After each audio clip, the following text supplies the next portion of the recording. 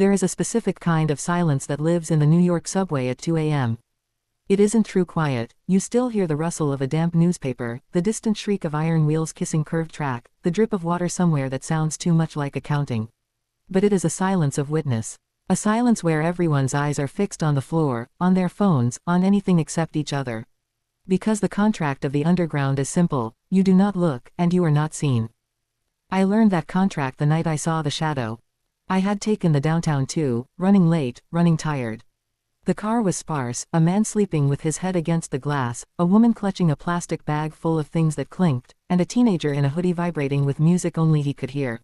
Standard tableau. The fluorescent lights buzzed overhead, that specific sickly yellow that makes skin look waxy, like the living are already preparing for the funeral home. We stopped at 14th Street. Doors gasped open. No one boarded. No one left. But something shifted. It wasn't that I saw it step in, it was that the air condensed, as if the car had exhaled too much moisture at once. And then I noticed the floor. There was a shadow stretching from the corner near the operator's door, but there was no one standing there. The shadow was too long, too thin, a spill of darkness that did not move with the rocking of the train but rather against it, like it was swimming upstream through reality itself. You must understand, I am a New Yorker. I have seen men urinate on the turnstiles, rats carry off whole slices of pizza, performances that defy description. We are trained to ignore. But this thing, this shadow, was not ignoring us. It was patient. It was leaning, just slightly, toward the sleeping man. The lights did not flicker. There was no cold breeze. Horror does not always announce itself with thunder. Sometimes it is simply a shape where no shape should be, waiting for the train to go underground so the screaming cannot reach the surface. And I realized, as the train plunged into the dark tube beneath Times Square, that the shadow was not cast by anything. It was not the absence of light. It was a presence wearing absence like a suit. And it was turning, very slowly, toward me. The first keynote, that the New York subway is not merely transit but a concrete purgatory where the living and the forgotten press against each other, requires us to understand the architecture of descent. Every subway rider knows the ritual. You stand at the lip of the stairwell, the city humming behind you, taxis bleating, vendors shouting, the whole cacophony of daylight existence. Then you step down. With each tread, the street noise attenuates. The air thickens, taking on that particular mineral coolness that smells of brake dust, ozone, and something older, wet stone, perhaps, or the exhaled breath of a million passengers who have made this same descent before you. By the time you reach the turnstile, you have crossed a threshold. You are no longer in New York the city. You are in New York the underworld. This is not metaphor. The subway is literally the foundation upon which the city rests, and like all foundations, it collects what the upper floors discard. Consider the forgotten, the man who has been riding the G train since 1993 because he has nowhere else to sleep. The woman who speaks to her daughter who died in 1987, holding entire conversations at the Hoyt-Schermerhorn station. The teenager who vanished from a newsstand in 1979 and whose face still appears on a faded missing poster behind the plexiglass, the adhesive yellowed, the phone number disconnected. These are not merely homeless or mentally ill individuals. They are the subway's permanent residents, its native species, evolved to live in this half-light. The living forget them because the living must. To acknowledge them fully is to acknowledge that the boundary between commuter and specter is terrifyingly thin. But the forgotten are not only the living. They are also the ones who never surfaced. The laborers who died blasting the tunnels through Manhattan schist, whose bones were supposedly cleared but whose presence lingers in the pressure changes. The victims of the 1991 Union Square derailment, who boarded a train that simply decided to stop being a train. The countless unnamed, the jumpers and the pushed, the ones who saw the lights coming and made their choice or had it made for them. The subway absorbs them. It does not clean its history. Every track bed has been consecrated by violence, and the third rail still hums with the voltage of sudden endings. So when the living descend, they descend into this sediment of memory. They stand shoulder to shoulder with the forgotten, though they do not see them. This is the true nature of the purgatory. Not a place of explicit torment, but of proximity without recognition. The businessman checking his email on the express platform does not know that the space he occupies was occupied 6 hours earlier by a woman who sat weeping until the train came and then did not board. The tourist consulting a map does not realize that the pillar he leans against bears a small brass marker, easy to miss, commemorating a crash no one speaks of anymore. Everyone rides atop a silent archive of grief. And yet the forgotten press against the living. Not in violence, not in malice, but in desperate, ongoing presence. They press because they do not understand that they are forgotten. They press because they still wait for connections that never arrive, for doors that will open onto a station that no longer exists, for the face of a loved one who has also descended and never returned. They press because the subway is their only remaining geography, their sole context. To leave the tunnels would be to admit that the world above continued without them. This is the horror the first keynote describes. It is not the horror of monsters. It is the horror of the overlooked, the horror of the city's great refusal to mourn its dead properly, the horror of realizing, as you wait for the downtown express, that you too will one day be forgotten. That your daily commute is a rehearsal for an absence no one will note. That the shadow you glimpse from the corner of your eye may not be a stranger. It may be you, already waiting on the platform, wondering why the train is so late and why no one seems to see you standing here. The descent is the first true act of submission. Above ground, the city operates on the logic of forward motion, streets that run in straight lines, crosswalks that command order, skyscrapers that assert dominion over the air itself. But the subway entrance demands a different orientation. You do not walk into it, you walk down into it, and in that downward tilt, something in the posture changes. The shoulders round, the gaze drops, the spine concedes to gravity in a way it never does on the sidewalk. This is not merely architecture. This is ritual, repeated millions of times daily, and like all rituals, it prepares the participant for transformation. Consider the stairwell itself. It is almost always concrete, worn concave at the center of each tread by decades of footfall. The handrail is cool regardless of season, coated in a patina of human oil and oxidized metal that no cleaning regimen can fully erase. Fluorescent tubes overhead cast light that is somehow both harsh and insufficient, illuminating the grime while deepening the shadows. The walls, sweat. The tiles, if tiles remain, are that particular institutional green or cream that exists nowhere in nature and everywhere in municipal infrastructure. You are descending not merely into the ground but into a specific aesthetic of neglect, a visual language that says, you are leaving the curated surface and entering the unglamorous truth. The halfway point is critical. There is always a moment, approximately 2/3 of the way down, when the street noise finally dies. The bus engines, the jackhammers, the shouted conversations, all of it cuts out as if a door has closed, though no door exists. In that sudden vacuum, the ear adjusts to a new soundscape, the distant rumble of a train through bedrock, the echo of your own footsteps now sharp and percussive, the whisper of air moving through tunnels laid a century ago. This is the threshold. The city above still exists, but it has become theoretical. Sunlight is no longer a condition of experience but a memory, fading even as you stand there. And sunlight does fade, quickly, in the subway's psychic atmosphere. You do not realize how much of your sense of safety derives from the sun until you have left it behind. Daylight connects you to the diurnal rhythm, to visibility, to the implicit promise that you are observed and therefore protected. The subway inverts this. Underground, darkness is the baseline. Light is the intrusion, flickering and unreliable, cast by fixtures that hum with age and occasionally fail entirely, plunging platforms into a blackness so complete that commuters freeze mid-stride, suddenly aware that they have been navigating by faith rather than sight.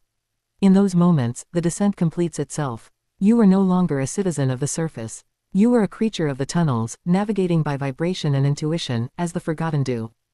This is why the descent functions as a portal. Portals are not merely passageways, they are transformative spaces that change the traveler. The subway stairwell does not deliver you to a train, it delivers you to an alternate state of being. You emerge at the turnstile fundamentally different from the person who approached the entrance.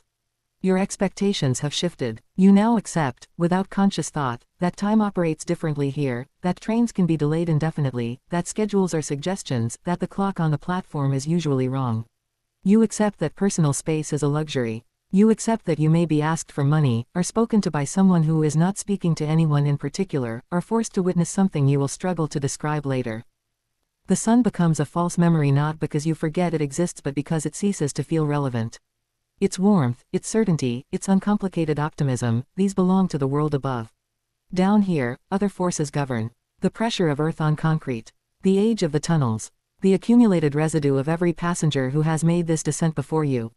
You feel it in your chest, that particular weight, and you understand that you have not merely traveled downward. You have traveled backward, into the city's memory, into its basement, into the place where it keeps what it does not wish to examine in the light. There exists an unspoken contract governing every public space in New York, but the subway codifies it with particular severity. You do not initiate eye contact. You do not acknowledge the man singing opera to the ventilation grate. You do not react when the woman across from you removes her shoes and arranges them precisely on the seat beside her. This is not coldness, it is survival. The city contains 8 million narratives, and if you attempted to witness even a fraction of them, you would drown. So you train yourself to look without seeing, to occupy space without engaging, to ride the express train of your own interiority while the city scrolls past the window like scenery. This is the contract, and when something violates it, the violation is not merely perceptual. It is existential. I witnessed the violation on a Tuesday evening in late October, which is to say I witnessed something I was not meant to see. The train was crowded but not packed, that particular density of the evening rush where passengers hold damp umbrellas and avoid the wet floor signs. I was reading, or pretending to read. The woman beside me was studying her reflection in the dark window, adjusting her expression in small increments. Across the aisle, a child pressed his palm against the glass and watched the tunnel blur past. Ordinary, banal, the subway at its most forgettable. And then the lights did something I have never seen lights do. They did not flicker, they dimmed, but not uniformly. The tubes along the left side of the car retained their sickly glow while those on the right subsided to something like embers, and in that differential, the car divided itself into zones of visibility and shadow. Passengers glanced up, glanced at each other, a breach of protocol so rare it signaled collective unease, and then glanced away. The lights returned to full strength. Nothing had happened, nothing, except that I was no longer looking at my book. He was standing near the operator's door. I say standing, but the posture was wrong. His weight was distributed in a manner that suggested either extreme exhaustion or complete absence of skeletal structure, a boneless repose that made the spine look optional. His clothes were dark and indistinct, not because they were black but because they seemed to absorb rather than reflect the available light, pulling it into the folds of fabric and releasing nothing. His face was downturned. I could not see his features. I could see only the angle of his jaw and the pallor of his throat, which was the color of newsprint left too long in the sun. I should have looked away. The contract demands it, but something prevented me, not fascination, not courage, but a strange conviction that looking away would be somehow more dangerous than looking. As if my gaze was the only thing holding him in place. As if averting my eyes would release him from whatever constraint kept him still and allow him to move freely among us. And then he raised his head. I will not describe his face, because his face was not the problem. The problem was what his face revealed about the nature of his attention. He was not looking at the train. He was not looking at the passengers. He was looking at the space between us, the negative air, the invisible geometry of proximity and distance that defines how bodies relate in confined environments. He was studying the contract itself. And in that study, I understood that he was not bound by it. He had never agreed to look away, to pretend ignorance, to perform the polite fiction that we are all alone together. He saw everything, he forgot nothing, and whatever he had descended from the surface to find, he had not yet located it. The woman beside me shifted her weight, unaware. The child pulled his hand from the glass. The train brakes whined, announcing an approaching station. And I sat frozen, holding my book with white knuckles, knowing with absolute certainty that I had just witnessed something I was never meant to see, and that the witnessing had changed me in a way I could not yet measure. The contract had been broken. Not by him, by me. I had looked. And now I could not unlook. The figure was not monstrous in any recognizable way. This is what I have struggled to convey to those who ask, in the weeks since, what exactly I saw. They expect fangs or claws, some visible marker of predation, the iconography of horror that signals safety through its very absurdity. But the figure wore skin like a borrowed coat, and the fit was an expert. There was nothing overtly wrong with his face, the proportions were human, the features arranged in the conventional order, and yet the arrangement seemed theoretical, as if he had read about faces in a book and attempted to reconstruct one from description alone.